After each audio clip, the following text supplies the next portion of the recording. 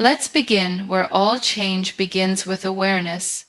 You cannot train yourself to be unbothered until you recognize the cost of being easily bothered. And it is a heavy cost, heavier than most of us realize. Every time we allow a careless word, a rude gesture, or a fleeting moment of disrespect to hijack our mood, we hand over our peace. We let the outside world dictate the atmosphere inside our hearts. And the question we must ask ourselves is, how many times are we willing to pay that price?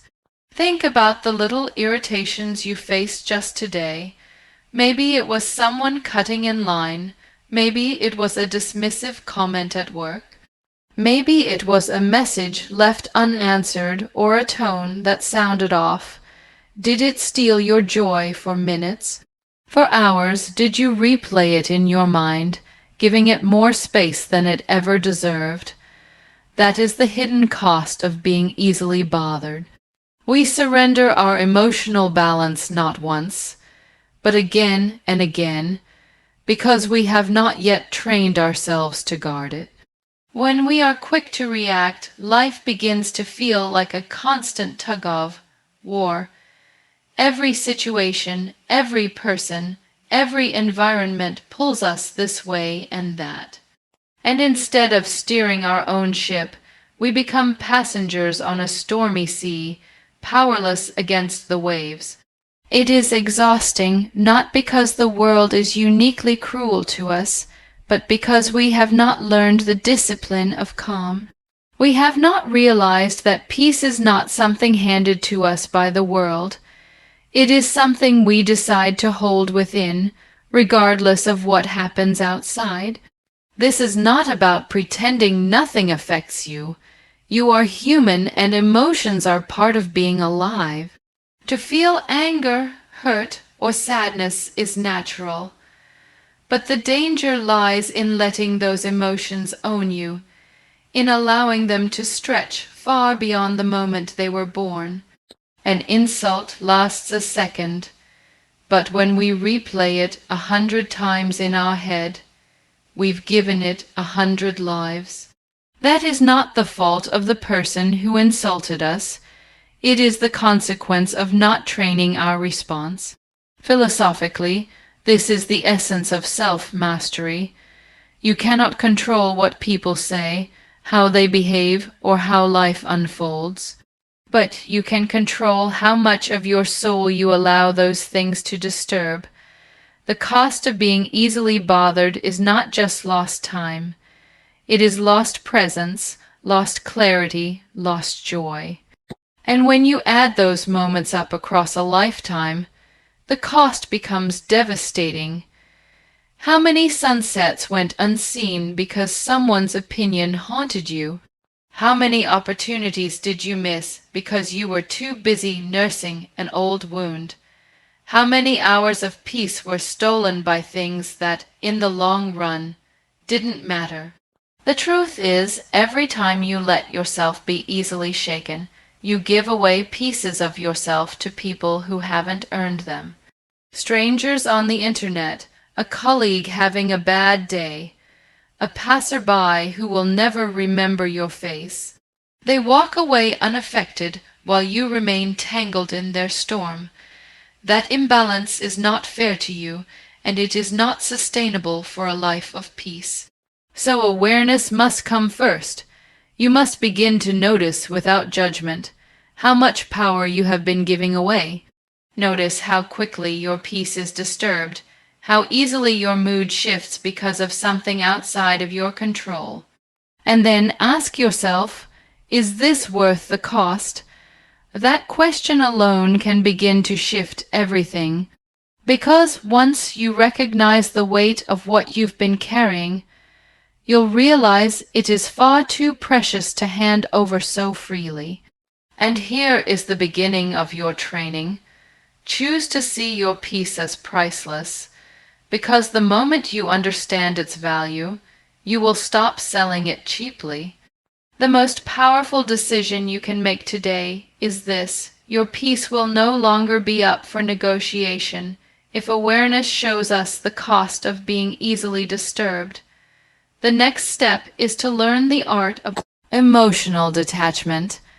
And let me be clear, detachment is not about becoming cold, indifferent, or shutting down your humanity. It is about choosing not to be consumed by everything that happens around you. It is about protecting your peace without losing your compassion.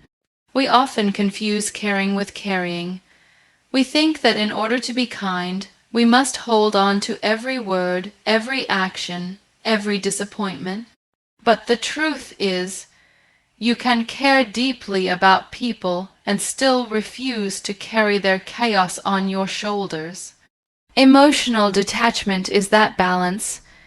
It is the wisdom of knowing what belongs to you and what doesn't. Imagine yourself standing in the middle of a crowded marketplace. Voices rise from every corner, each one demanding your attention. Some call you names, some praise you, some shout nonsense. If you turn toward every single voice, you will exhaust yourself. Detachment is learning to let the noise pass without turning your head every time. It's saying, I hear it, I notice it, but it doesn't get to live in me. Psychologically, this practice is powerful. When you detach, you shift from being in the emotion to observing it. Instead of drowning in anger, you notice, anger is here. Instead of being swallowed by sadness, you acknowledge, sadness is present. That small separation gives you room to breathe. It gives you space to choose. Because when you stop identifying with every emotion that arrives, you realize something profound. They are visitors, not permanent residents. You don't have to let them build a home in you, and philosophically, detachment is freedom. The Stoics said, we suffer more in imagination than in reality. How true that is. We suffer not just because of what happens, but because of the meaning we attach to it. A rejection becomes proof of worthlessness. A mistake becomes a lifelong label. A criticism becomes a wound replayed endlessly. But when you practice detachment, you begin to separate events from identity. You can say, this happened to me, but it does not define me.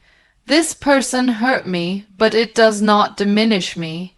That perspective changes everything. Of course, this does not mean you stop feeling. Detachment is not numbness, it is clarity. It allows you to feel without being enslaved by those feelings. It allows you to love without clinging, to forgive without forgetting yourself, to show empathy without drowning in another person's storm. That is a higher form of strength, the ability to stay kind without losing your center. But here's the challenge. The world will constantly invite you into unnecessary battles. People will bait you with words. Situations will test your limits. If you are not detached, you will keep falling into traps you don't need to fight. But if you are, you can smile and step back. You can say, this is not mine to hold. And that simple act is not weakness, it is discipline. It is choosing your peace over pointless chaos. So when we talk about training yourself to be unbothered, understand this. Detachment is not about building walls. It's about setting boundaries. It's about being present without being possessed by everything that touches you. It's about recognizing that your heart is strong enough to feel, but wise enough not to carry what was never meant for it. Because at the end of the day, true strength is not in how much you can hold. It is in how much you can let go. Once you begin to detach from what does not belong to you, the next lesson is learning to redefine what truly deserves your energy. Because the truth is, not everything requires your response. Not every battle is yours to fight, and not every voice around you is worthy of a place inside your mind. So many of us walk through life as though our energy is limitless, giving it away freely to arguments, gossip, comparisons, and negativity.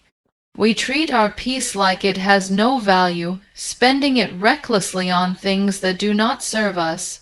But your energy is not infinite, it is precious. And once it is wasted, you cannot get it back. That is why you must learn the discipline of choosing where it goes. Think about how much time is lost on things that never mattered. A stranger's rude comment ruins your whole day. A passing disappointment convinces you that your entire life is falling apart. One person's opinion weighs heavier on you than your own self-belief. And yet, a week later, a month later, these things fade. They lose their grip. But the hours you surrendered to them, those are gone forever. This is why redefining what deserves your energy is so vital. Because when you give weight to everything, nothing of true importance gets the space it deserves. The people who learn this discipline begin to live differently. They understand that silence is not weakness, it is strategy. They realize that walking away is not avoidance, it is wisdom. And they discover that saying nothing in the face of provocation often says more about their strength than any words could. It takes far more courage to conserve your energy than to throw it away, proving a point to someone who never mattered. Philosophically, this is about value. You cannot place the same worth on every interaction and every opinion. Some things are seeds. They will grow into something beautiful if you nurture them. Others are weeds. They will choke your peace if you give them attention. To redefine what deserves your energy is to become a careful gardener of your own life, pulling out what doesn't belong so that what matters can flourish. And let's not mistake this for indifference. It is not about ignoring everything. It is about choosing wisely. Your loved ones deserve your energy. Your dreams deserve your energy. Your healing, your growth, your purpose. These things deserve your energy. But someone's careless words on the internet, that argument that leads nowhere, that drama that doesn't involve you, they don't, and the moment you realize this, you reclaim your freedom. There is also a quiet dignity in knowing when not to engage. When someone tries to provoke you, they expect your reaction. They feed off it. But when you don't give it, when you keep your peace, you show them something far more powerful, that their storm cannot shake your ground. You refuse to be entertainment for someone else's chaos, and in that refusal, you win without even fighting. So ask yourself, what actually deserves me, because that is the real question. Not what demands my attention, not what provokes me, but what deserves me. When you begin filtering your energy this way, you will find that most of what once consumed you was only noise. And in that quiet, you will finally have the strength to focus on the things that truly build you. Because in the end, peace is not found in controlling everything around you. Peace is found in refusing to waste yourself on what was never worth you in the first place. When you begin to redefine what deserves your energy, the next step is understanding that not every reaction needs to come from you. This is where self-control becomes not just a choice, but a form of strength. Life is filled with situations designed to test your patience, your temper, and your sense of self.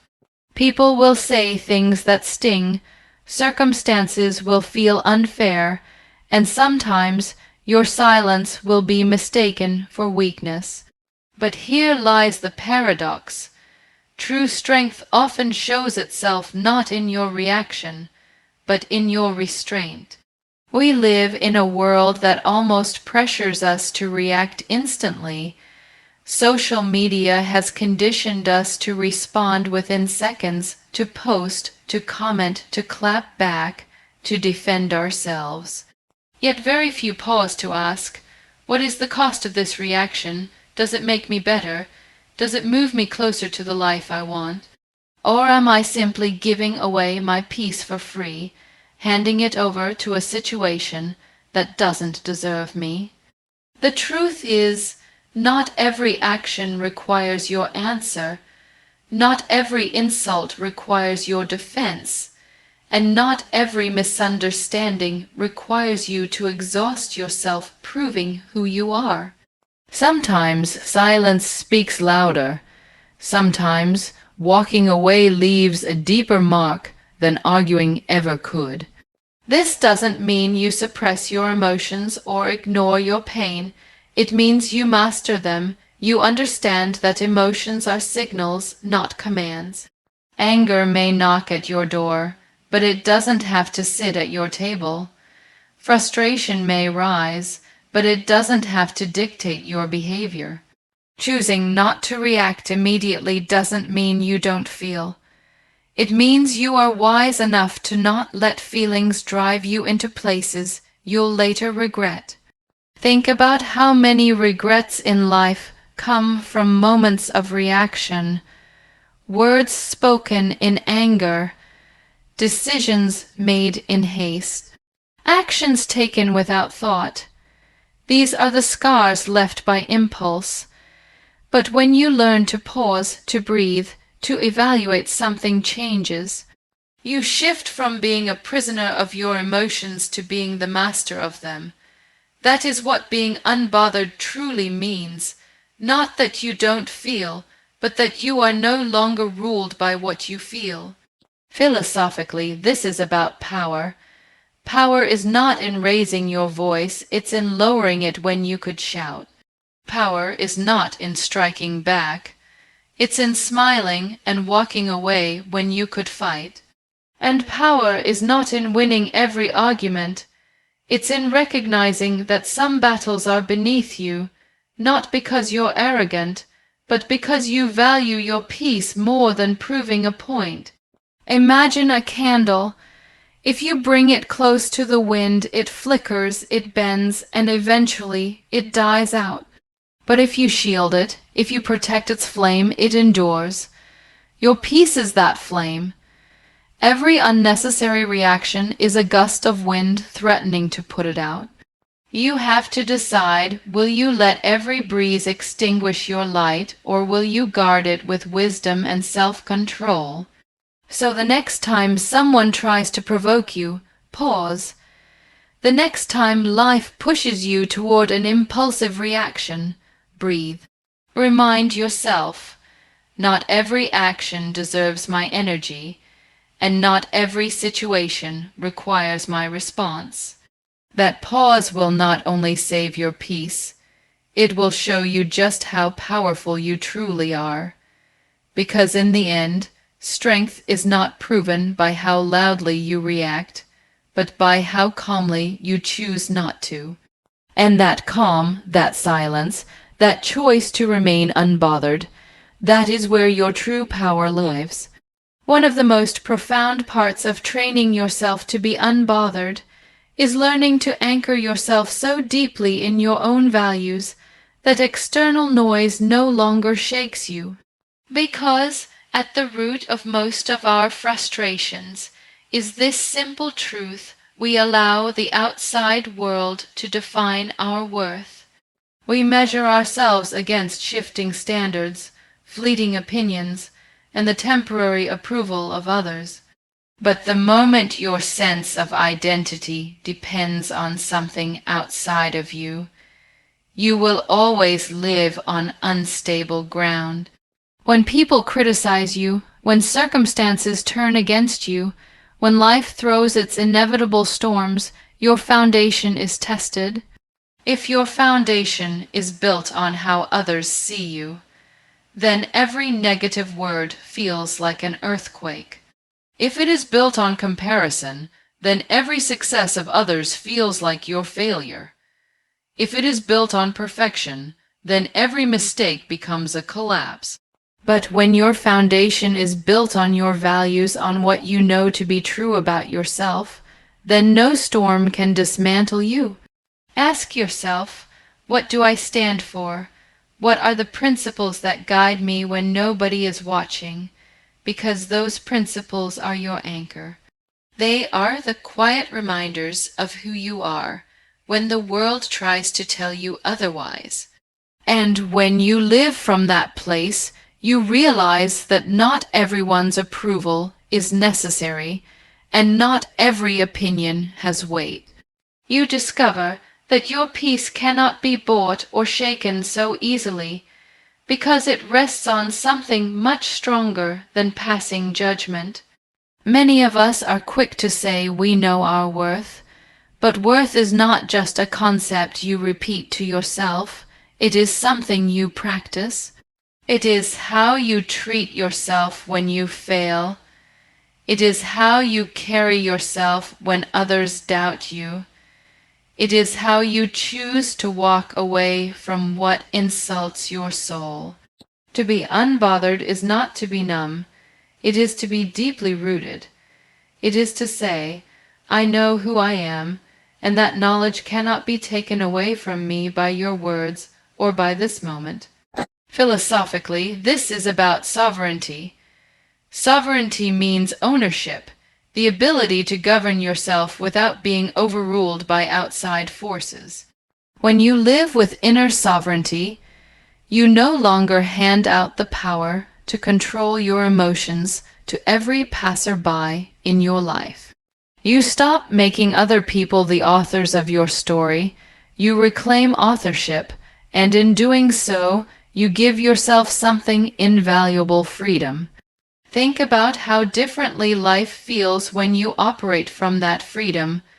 Someone insults you, and instead of spiraling, you shrug because you know their opinion doesn't define you. A setback comes, and instead of breaking, you bend because you know your purpose isn't undone by one obstacle. That is the posture of someone who is unbothered, not arrogant, not indifferent, but secure. Secure enough to let go of what doesn't align with their truth, and strong enough to walk toward what does. And yes, this takes practice. It takes daily reminders, daily choices, daily anchoring, but over time it becomes your nature. You stop rushing to prove yourself, you stop begging to be understood, you stop living in fear of rejection, because your values, your faith, your vision for who you are becoming, those things hold you steady.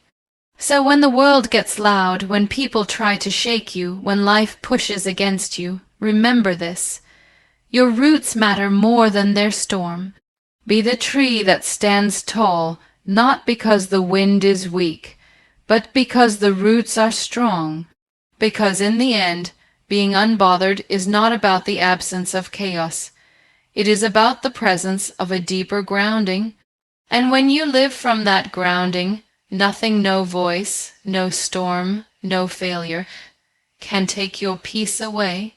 There comes a point in this journey of becoming unbothered where you realize that peace is not just about avoiding conflict or mastering self-control.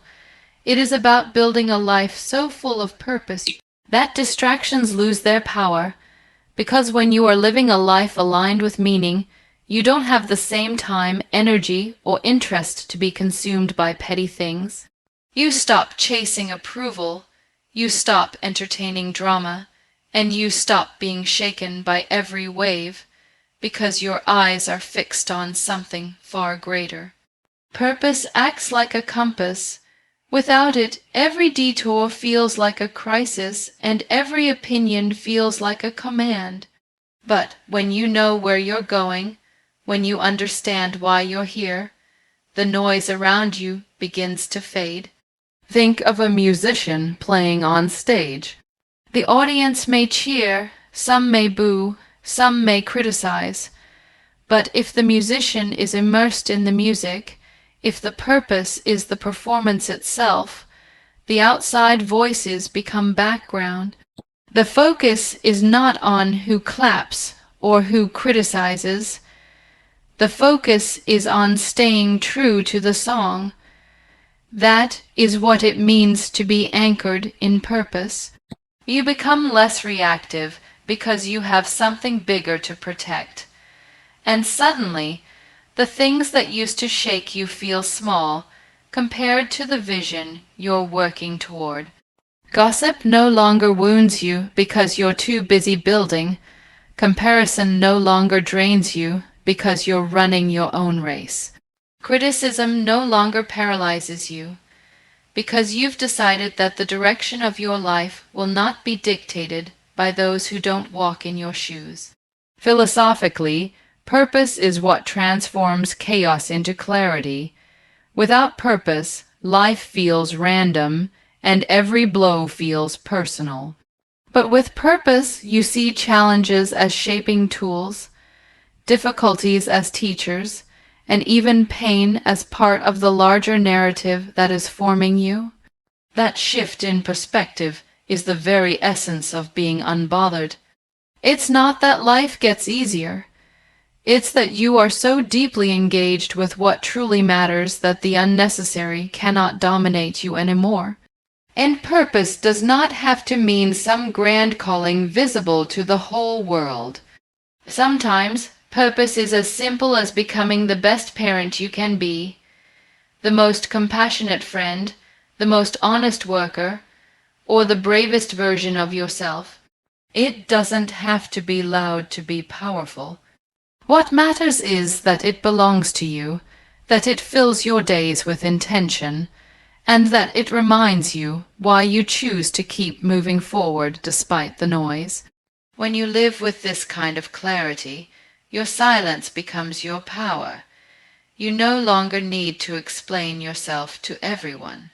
You no longer need to prove your worth through reaction. You begin to understand that not every battle deserves your sword, because your war is elsewhere on the path of becoming who you were meant to be. And this realization frees you.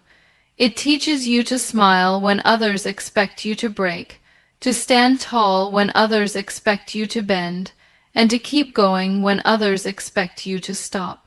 So the ultimate practice of being unbothered is not about closing yourself off from the world. It's about opening yourself so fully to your purpose that the world's noise no longer controls you. Your peace grows because your focus is clear. Your strength deepens because your why is strong. And your life transforms not because circumstances get kinder, but because you finally learned where to direct your energy.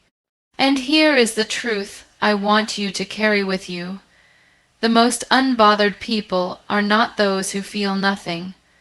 They are those who feel deeply, but choose wisely. They are too focused on building meaning to be broken by noise, because in the end, nothing makes you more unshakable than a life lived with purpose. And once you have that, no storm outside of you can ever take away the calm within you.